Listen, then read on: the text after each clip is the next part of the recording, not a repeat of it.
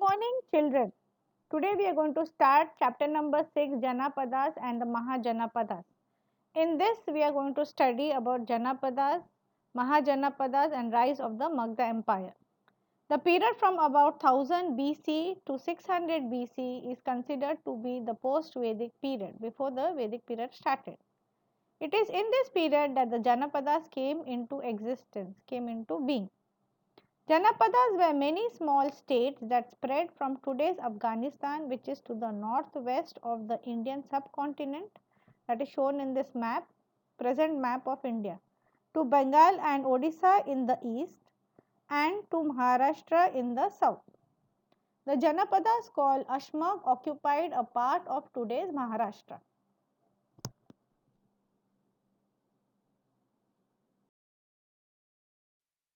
Name of these Janapadas can be found in Sanskrit, Pali, and Ardhamagda literature.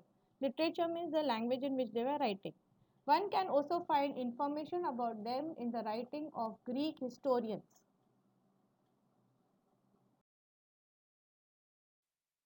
Of the Janapadas were monarchy, that is kingship, while others were republic selected by the public. Some Janapadas had a Gana Parishad of senior citizens. Gar Parishad means a group of people who are the senior member of the village. Members of the Gana Parishad came together for discussion and made decision regarding administrative issues, means what all, how the country has to run or the state has to run. The place where these discussions took place were known as the Santagraha. Gautam Buddha hailed means came from the Shakha Republic. Every Janapada had its own coinage. Some of the Janapadas gradually became stronger and expanded their geographical boundaries, means they captured more and more land. Such Janapadas came to be known as the Mahajanapadas. From the literature of that period, it is clear that up to the 6th century BCE, 16 Mahajanapada had acquired special importance, means gained importance, as we can see in this slide. Kosla, Vasa, Avanti, and Magadha among them became more powerful. Let us see them in detail.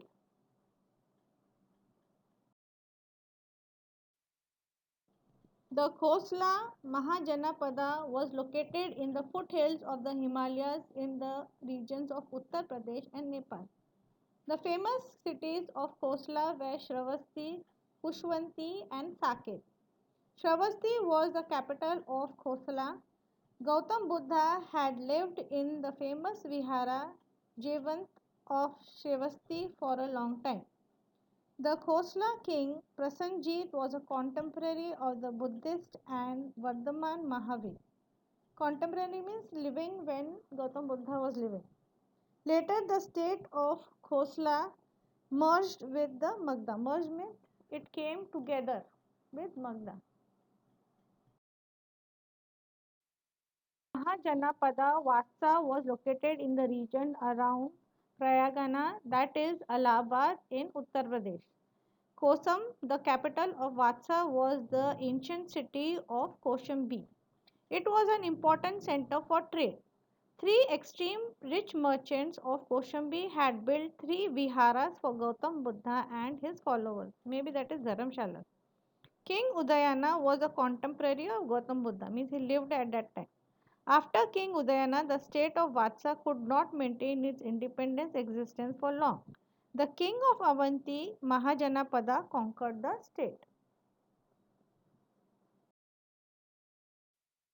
The ancient kingdom of Avanti was located in Malwan region of Madhya Pradesh. Ujjaini, that is present Ujjain, was its capital. The city was an important trade center. The city of Avanti, that is Pragyot, was a contemporary, that is a king. Contemporary means living, of Gautam Buddha and Vardhaman Mahavir. During the reign of King Nandi Vardhan, the state of Avanti was merged, means it came with the Magadha Empire, into the Magadha Empire. Ancient ancient Mahajanapada of Magadha was spread through the regions of Gaya, Patna in Bihar and some regions in Bengal. The capital of Magadha was Rajgriha or Rajgri. King Bimbisar's palace was built by the architecture Mahagovind. Jivika, the famous physician, was at the court of Bimbisar. Bimbisar had become a follower of Gautam Buddha. Rise of the Magadha Empire. As we can see in this slide, Ajatasattu, the son of Bimbisar, continued with the policy of expansion of the Magadha Empire. Expansion means taking more and more territories under his control.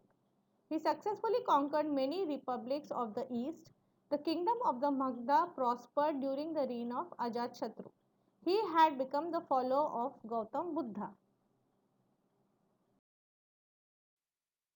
After the Mahaparinirvana of Gautam Buddha, that is the enlightenment, it was during his reign that the first Buddhist council or Sangiti was held in Rajagriha. The foundation of the new capital, Patligram of Magadha, was laid during Ajatasattu period. Later it became famous at Patliputra, and Patliputra was probably in the Vind city of today's Patna. Vind city means the area of Patna. Noteworthy successor of Ajatasattu was the Magadha king Shishunag. Noteworthy means famous person who defeated Ajatasattu. He annexed the kingdom of Avanti, Kosla, Vatsa to Magadha, and nearly the entire region of North India came under the control of Magadha. That was how the Magadha Empire took shape.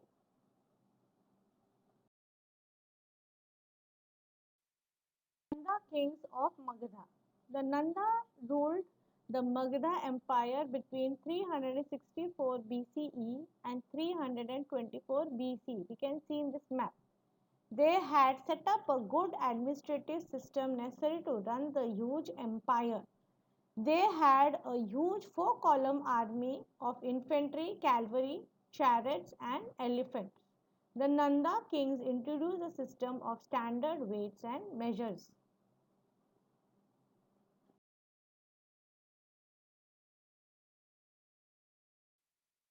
Picture we can see infantry and cavalry, that is infantry is men on foot and they are having spears and swords and the weapons which they are having, and cavalry is on horses where they are having spears and swords.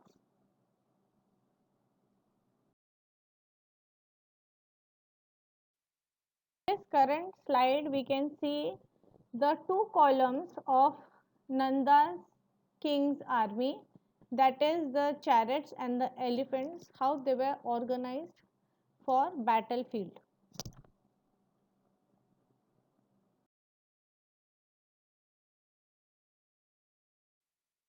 King Dhananand was the last king of the Nanda dynasty. We can see in this slide. By this time, the Magadha Empire had extended up to the Punjab in the west. Extended means grown. However, during Dhananand's reign means when he was a king, the ambitious youth, ambitious means the person who want to conquer more. Who was he? Chandragupta Maurya won Patliputra, ended the Nanda reign. Reign means the kingship, and laid the foundation of the Mauryan Empire. In the next chapter, we will read about the foreign invasions on the western and northwestern frontiers of India during the rise of the Mauryan Empire. Also, we will read about the Mauryan Empire in greater detail.